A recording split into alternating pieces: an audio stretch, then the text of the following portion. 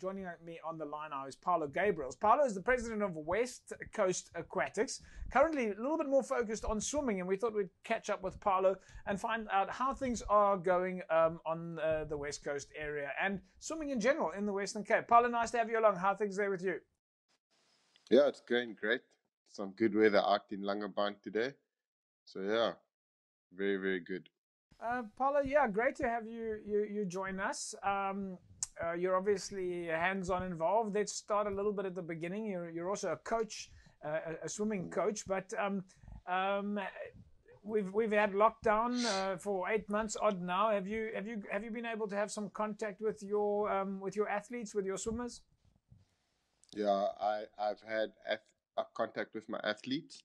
We started training, I think, on the 13th of July, but it was quite a process to get us back into the swimming pool. A lot of paperwork that needed to be done, but definitely understand why. Must be. I mean, the swimmers must be happy to be at least in contact with swimming and have that sort of engagement where they know that they're still part of a structure that's thinking about them. Yeah, 100%. It was quite different for them because a lot of procedures had to change. So the way they enter the swimming pool facility, I mean, every coach knows their pool deck, so they came up with a standard operating procedure that fits their specific facility. And yeah, at the same time, it was exciting and a little bit different. But once, after a week or so, the kids just got it and they started doing their thing. Did the kids have a bit of opportunity to? Of course, it depends, I suppose, on your own resources and your own capacity. But are you able to practice at home? Yeah, some of the kids, they were able to practice at home. I know a few of my swimmers, and I'm sure across the whole country and the province.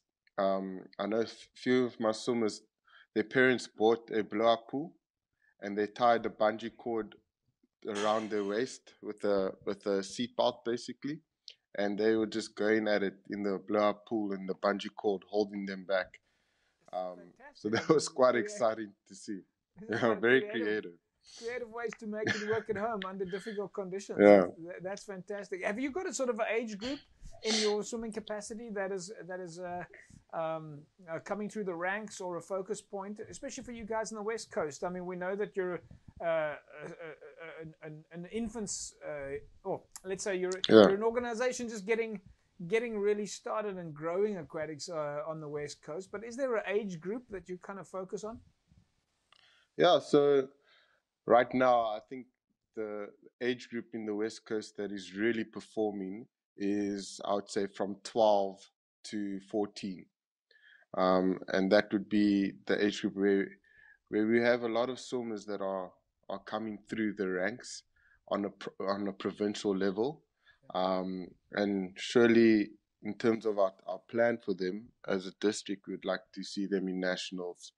Is that the sort of the development age where they get where you is it a question of you as a coach at that stage are able to predict their future? Yeah, that's a tough one. It's a tough one to predict someone's future. I think as a coach, what you want to do, you wanna guide the athlete in reaching their full potential.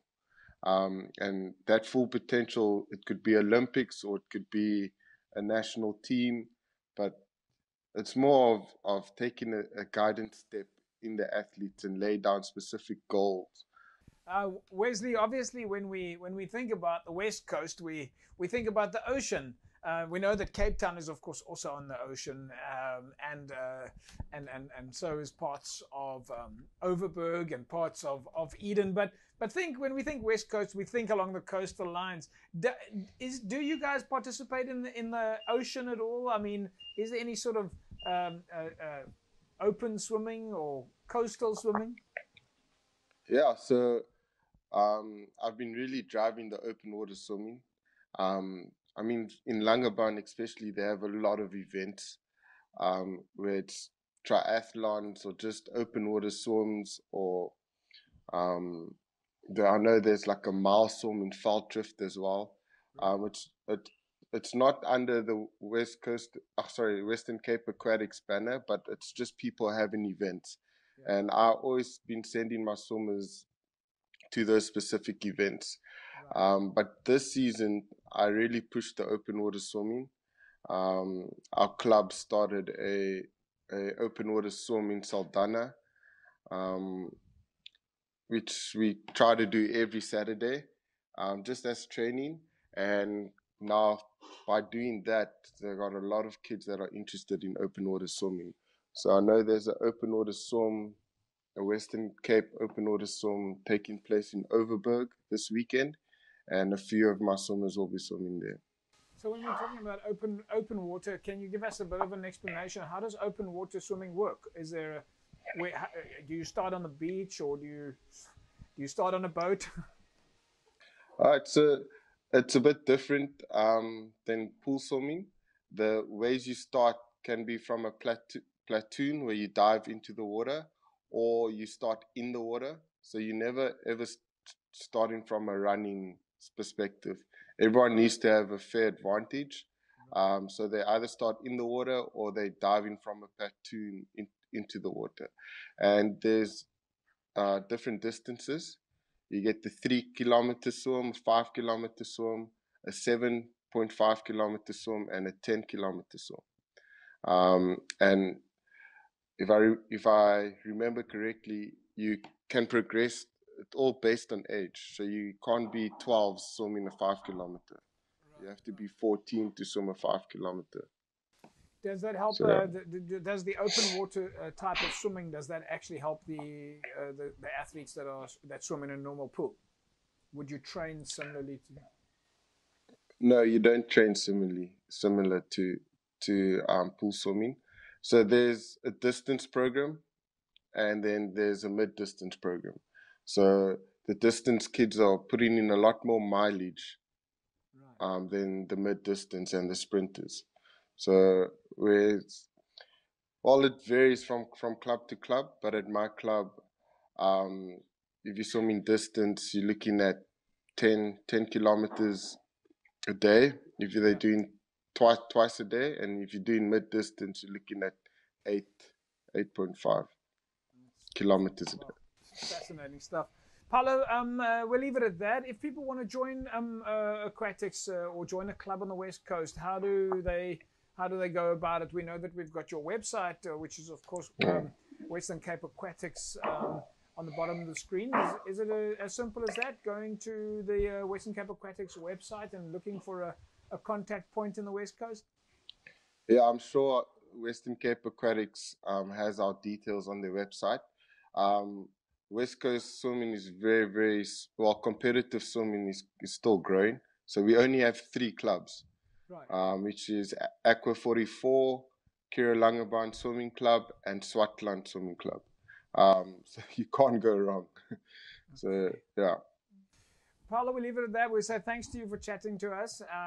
We're looking forward to catching up again and finding out how the athletes are doing, and swimming up on the West Coast, and open water swimming on the West Coast. And of course, we remind you to stay safe out there.